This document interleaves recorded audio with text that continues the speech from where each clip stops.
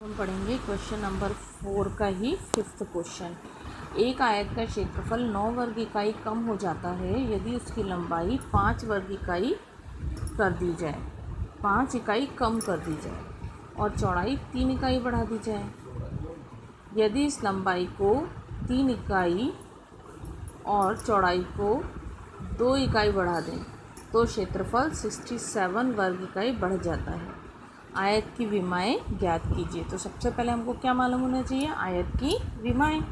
तो हमने लिखा, माना 5th क्वेश्चन समझा रही हूँ आपको ना, माना आयत की लंबाई का हमने क्या माना?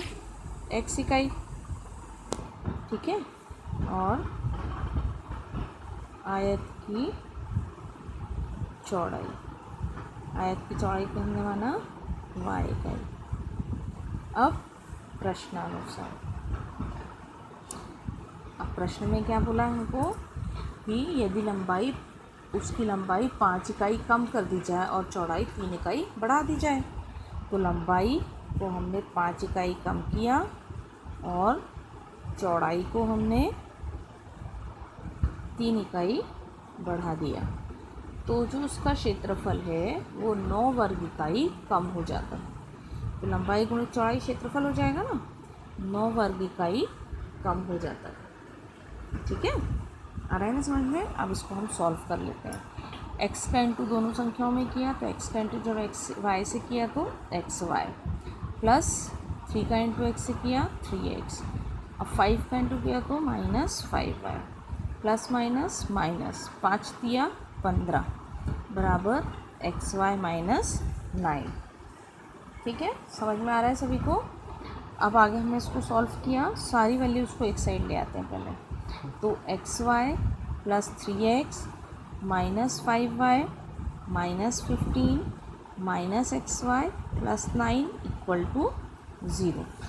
अब ये प्लस का एक्स वाई, ये माइनस का एक्स वाई तो कैंसिल हो गया। ये हमारे पास क्या हुआ?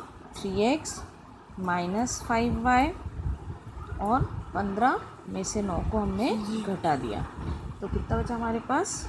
6 बराबर 0। तो 3x minus 5y equal to 6, ये हमारे पास इक्वेशन नंबर 1 आ गई। ठीक है, अब आगे देखो, क्वेश्चन को पढ़ो क्या लिखा है। यदि हम लंबाई को 3 इकाई और चौड़ाई को 2 इकाई बढ़ा देते हैं, ठीक है ना। अब बोल रहा है लंबाई को हमने 3 इकाई बढ़ाया और चौड़ाई को हमने 2 इकाई बढ़ाया तो क्षेत्रफल 67 वर्ग इकाई 67 वर्ग इकाई बढ़ जाता है। तो जो क्षेत्रफल था वो 67 बढ़ गया, यानी क्या हो जाएगी? वैल्यू प्लस हो जाएगी। अब इसको सॉल्व करते हैं हम। x का इंटू किया y के साथ तो एक्स वाई, प्लस 2 के साथ किया तो 2x, प्लस 3y प्लस 3 दूनी 6 और यहाँ पे एक्स वाई प्लस 67।